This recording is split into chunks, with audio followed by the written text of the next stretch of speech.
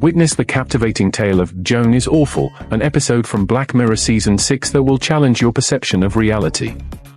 In this episode, Joan finds herself trapped in a world dominated by Streamberry, a manipulative streaming platform. As she fights to regain control, the boundaries between truth and fiction blur.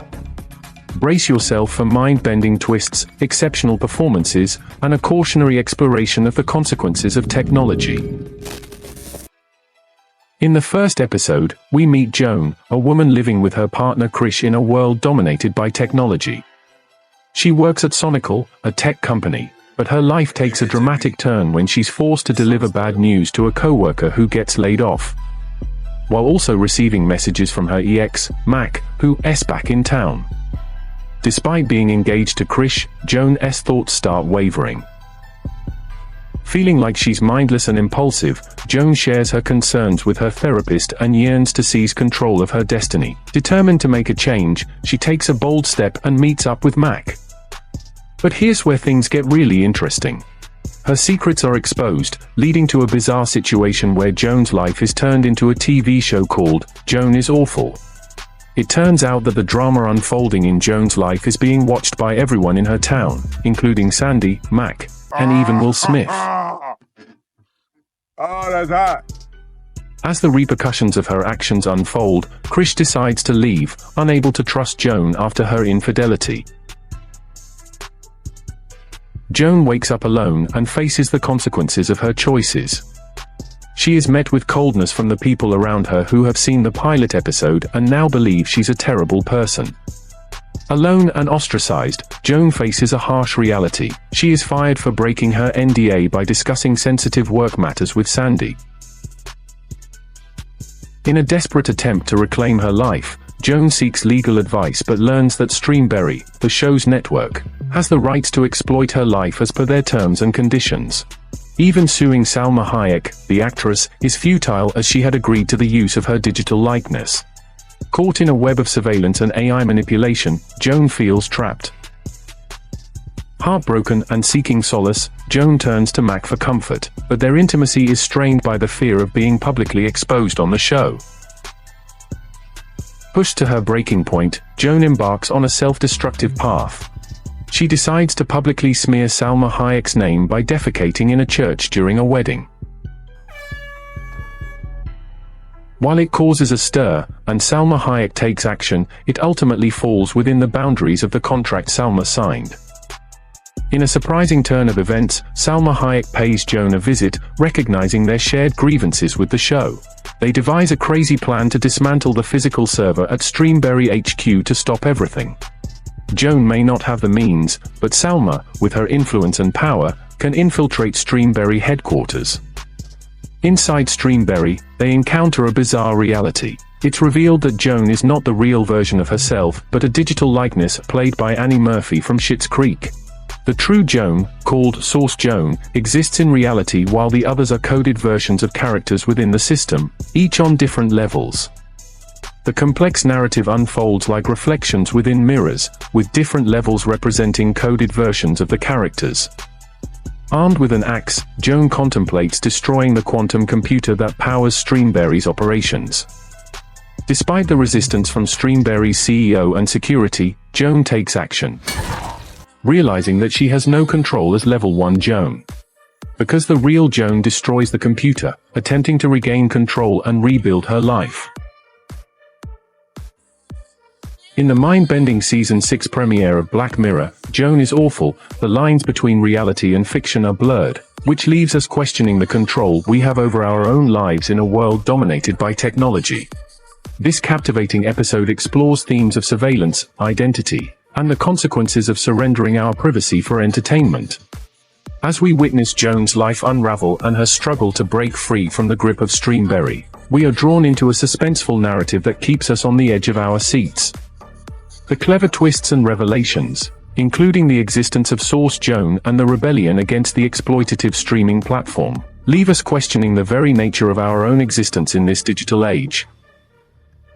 To sum up, Black Mirror continues to deliver thought-provoking storytelling that challenges our perceptions of technology and its impact on society. Joan is Awful serves as a cautionary tale, reminding us to question the fine line between our digital lives and the real world. By the way, if you enjoy our movie recaps, we're currently hosting a giveaway for our audience. We're excited to announce that a brand new scooter awaits one lucky subscriber. Don't miss out. Subscribe and follow us to stay tuned for more updates. In this video, we will delve into the thought-provoking realm of Black Mirror Season 6 Episode 3. Prepare to be transported to a retro-futuristic 1960s setting as we follow the captivating story of two astronauts, Cliff and David. But here is the question: what happens when their existence becomes a mere replica of reality? David is a handsome and artistic individual who enjoys sketching, painting, and listening to pop songs. He is generous and affectionate toward his wife and children, and he treats his admirers with kindness and warmth. People around him recognize him but are bewildered by his uncanny realism. On the other hand, Cliff is reserved and leads a conventional life, following Christian beliefs. He prays before chopping wood and fishing, and ensures his dominant position within the family through strict and cold behavior.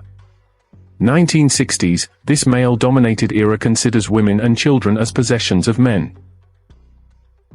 One night, after an intimate moment with Jessica, David receives a notification on his wristwatch, signaling his departure.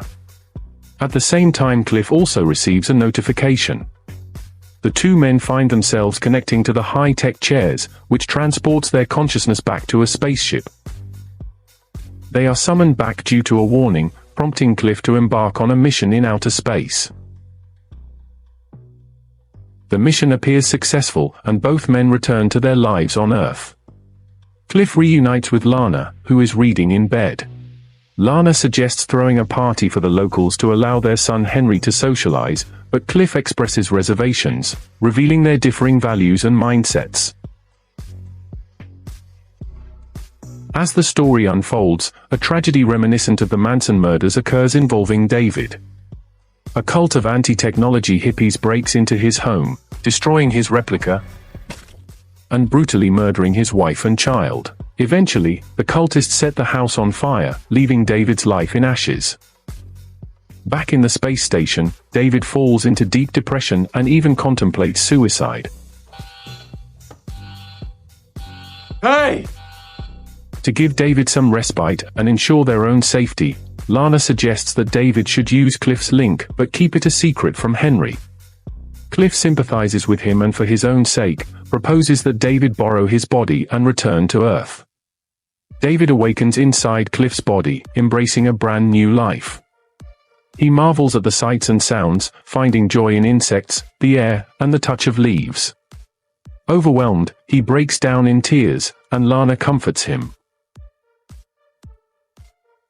When David returns to the spaceship, he shakes Cliff's hand and thanks him for the experience. However, it becomes evident that David is not ready to let go so easily. Left alone, he starts sketching. Cliff is astonished by David's talent, so David suggests using Cliff's replica to create an painting as a thank you gift. But the process will take time, so Cliff discusses it with Lana, who eventually agrees. Subsequently, David continues to enjoy his time 1 hour per week on Earth by using Cliff's body under the pretext of painting. They share the same body, the same house, the same sunlight and land, but they cannot avoid entering a bizarre coexistence. David develops inappropriate feelings for Cliff's wife, and his advances are rejected. You want this? Get away from me! One day, while David remains on Earth, Cliff searches through David's belongings and stumbles upon new drawings of Lana. When David returns to the spaceship, he confessing his loneliness and doesn't shy away from the drawings. Bitterly, he tells Cliff, You have got it all, and you don't even care. Leaving Cliff with plenty to contemplate. Doubts start to arise within Cliff regarding his wife, realizing her loneliness throughout this ordeal. Unfortunately, with the Cliff accusing David of being a conman and a snake, these events cause a rift. The tension reaches its peak when David brings Cliff back to the spaceship, revealing another issue outside the spaceship. However, David abandons Cliff, leaving him stranded while he visits Lana and Henry one last time. When David returns to the spaceship under the guise of using the bathroom, Cliff realizes that something is amiss. He hastily returns to Earth, discovering a horrific crime scene. The walls are stained with blood, leading to the lifeless bodies of Lana and Henry, killed by David. Distraught and consumed by grief, Cliff returns to the spaceship, where David offers him a seat. This episode vividly portrays the fate of women and children in a male-dominated era where they are treated as possessions by society and men, paying the price for men's mistakes. This is one of the reasons why the episode can be unsettling. The Black Mirror series has always centered around self-reflection rather than catering to the audience's comfort, aiming to provoke thought through its shocking narratives. Although the ending may leave many viewers uncomfortable, it is a distinctive feature of Black Mirror to provoke contemplation of ethical issues rather than pursuing a simple happy ending. By the way, if you enjoy our movie recaps, we're currently hosting a giveaway for our audience. We're excited to announce that a brand new scooter awaits one lucky subscriber. Don't miss out. Subscribe and follow us to stay tuned for more updates. Normally, when you see such a scene, you would definitely say, "What the heck?" But when it's placed in Black Mirror, it makes you want to exclaim, "What? What the f-?" Bo is a paparazzi, an entertainment reporter who secretly follows and photographs celebrities to uncover sensational news. While it's not illegal, this profession has low ethical standards and can lead to serious consequences by invading others' privacy. In a recent incident, a male celebrity who had a long-term girlfriend was caught cheating on her with a famous male model. Gay!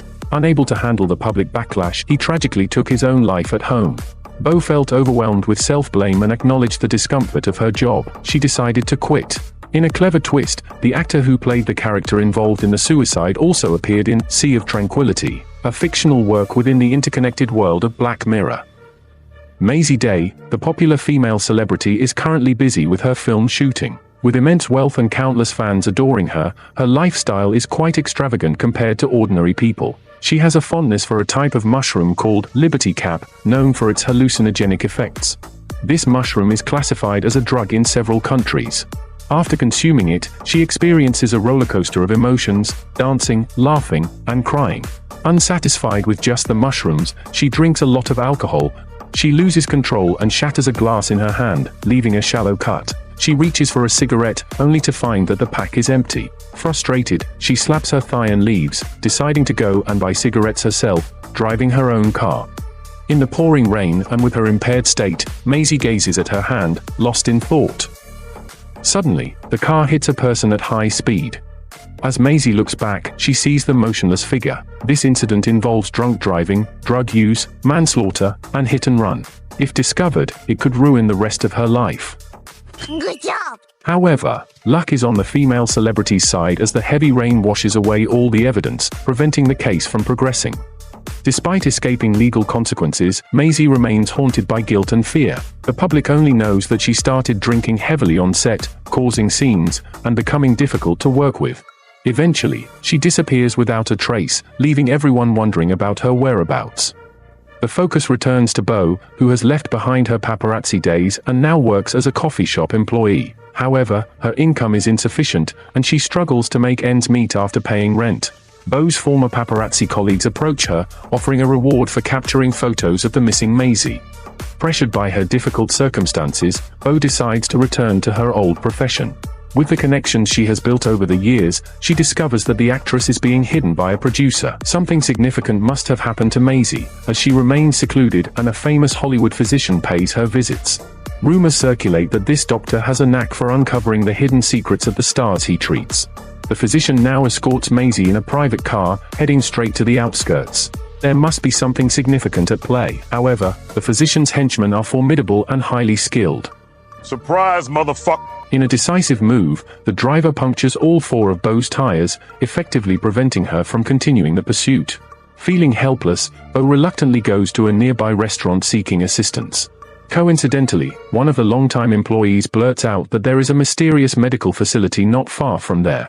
No one knows exactly what kind of illnesses they treat inside, but the high walls surrounding it give off an eerie vibe.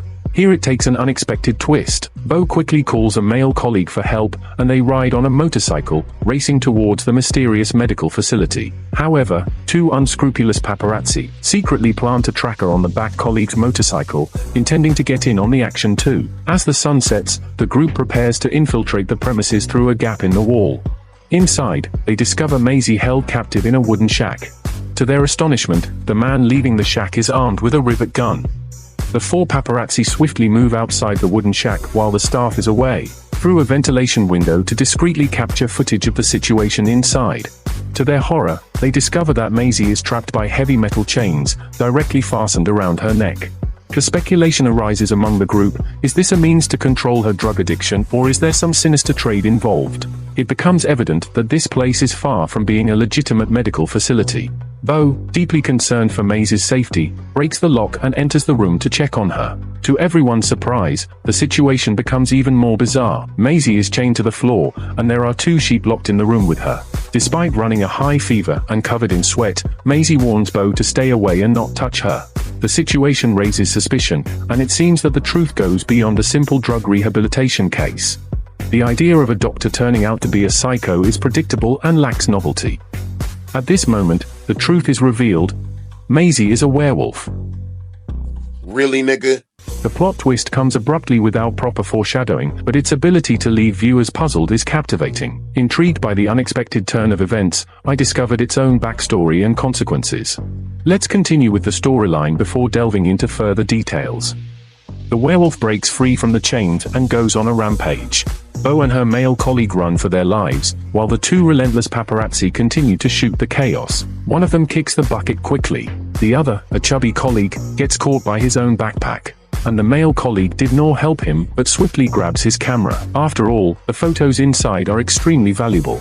Bo rushes back to the restaurant she had previously visited, desperately seeking help from the officer who was dining there. However, the werewolf's rampage continues, attacking anyone in its path. The customers, the officer, and Bo's colleague all meet a tragic end. In this dire situation, Bo grabs a dropped police firearm and pulls the trigger, instantly killing the werewolf. Surprisingly, the werewolf should have been killed with a silver bullet, but it seems that a regular bullet was effective in this case. Maisie pleads with Bo to shoot her, but instead, Bo silently hands the gun to Maisie. She discreetly captures the scene as Maisie takes her own life. And thus, the story comes to an end.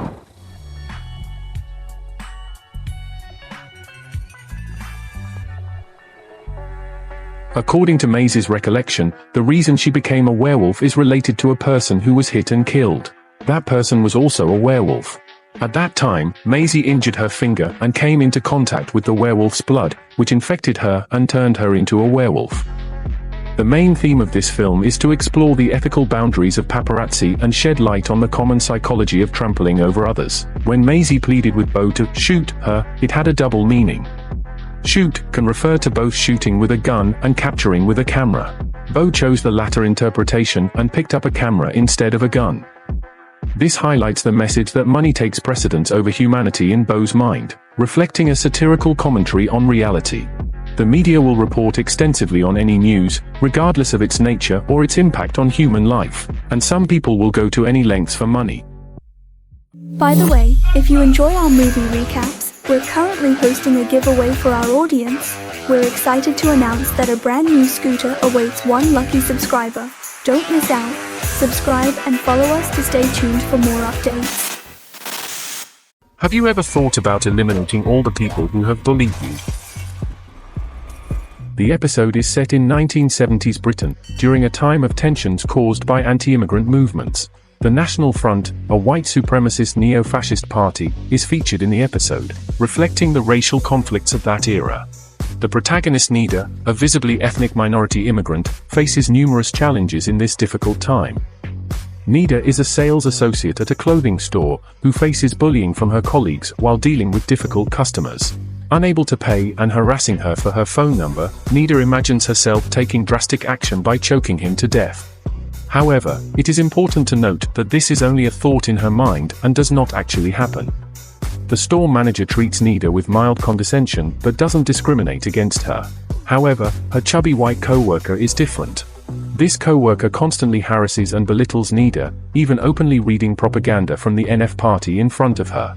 and the manager asks Nida not to eat Indian food in the staff room because the strong smell can bother her colleagues, and potentially affect the leather of the shoes. In this challenging environment, Nida learns to suppress her emotions and imagines violent scenes as a way to cope. She imagines herself brutally killing her co-worker and the previous male customer, and once the imagination is over, Nida can suppress her emotions and peacefully coexist with others. Stop it. Get some help. This painful and stifling life takes a turn on this day. The female co-worker complains about the strong smell of the food Nida is eating and asks the manager to send her to the basement to eat alone. However, in the basement, Nida discovers a wooden piece imbued with demonic powers. That night, the demon suddenly appears and tells Nida that she must help it kill 3 people. If she fails to do so on time, the entire world will be destroyed. The previous summoner of the demon likely failed after killing 1 person. Terrified, Nida cowers in a corner, but to her surprise, the demon is unusually friendly. Believing its appearance is not welcoming enough, the demon transforms into the image of Bonian, Nida's favorite singer and the lead vocalist of the band. Oh my God! The demon urges Nida not to be afraid, as he gets nervous too. He is new to the job and fears not completing his assigned tasks. Failure to kill 3 people will result in his dismissal and exile from Hell. Hell has a clear hierarchy, and the demon is just a working-class individual who must meet his job requirements. He shows Nida the consequences of not completing the killings, including a nuclear war between the US and Russia.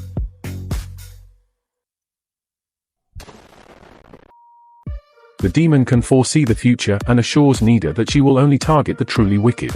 However, she must carry out the deeds herself. The demon won't provide direct assistance as it wouldn't fulfill his job requirements. The first target is chosen as a perverted individual who sexually abused his own daughter, leading her to commit suicide. Ending the life of such a despicable person can be seen as removing a menace to society. The second target is a criminal who murdered his own wife.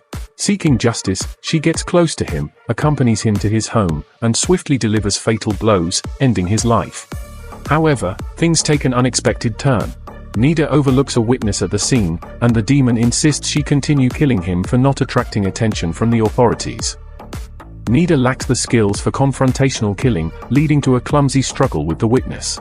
Tragically, they both sustain fatal injuries, unintentionally taking a third life in the process. The demon excitedly reports to their superiors, only to be told that Nida hasn't killed enough. The second target doesn't count because their soul was already tainted. Another person without blood on their hands must be killed to complete the task. The demon protests to his superiors against this unfair demand but is left with no choice but to find a new target.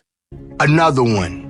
This time, Nida chooses a politician who is known for opposing people of color and intends to remove them from the UK in the future. Their stance sparks a series of conflicts. What's even more terrifying is that this politician promotes the use of robotic dogs, linking to the previous storyline in Black Mirror Season 4 Episode 5, where a killer robotic dog takes over and dominates the world after rebelling against human control. At this point, the police have begun to suspect that Nida is connected to the recent series of murders. As Nida follows the politician to an isolated location in the outskirts, a detective closely tailing her watches her every move. However, their path is abruptly blocked by a passing train, creating a gap between the detective and Nida. Seizing the opportunity on the deserted road under the cover of darkness, she crashes into the politician's car and proceeds to deliver several blows without hesitation, causing the politician to cry out in pain. But Nida's damage output is not high enough, as the detective arrives before the politician's health is depleted. The detective stands between Nida and the politician. Now, Nida would not harm the relatively decent detective. She explains that if she doesn't kill the third person by midnight, the world will be destroyed. The detective tries to reason with her, recognizing her inner struggle and encouraging her to stop. Nida relents and is taken to the police station, her mission incomplete. In the final seconds before midnight, Nida undergoes questioning by the police. She explains everything, revealing that a demon, disguised as a famous singer, told her to kill 3 people to prevent the United States and Russia from launching nuclear attacks. As the world is on the brink of destruction, her colleagues and the police are left scratching their heads, contemplating sending her to a mental institution. However, as midnight passes, nothing happens. The detective and colleagues discuss the next course of action, but suddenly, the alarm sounds. The storyline takes a dramatic turn as nuclear war erupts, and the world truly comes to an end. The demon reappears, telling Nida to come with him. He has been fired and exiled from hell, but their leaders won't prevent him from being with her. They will be forgotten by two worlds, accompanying each other forever.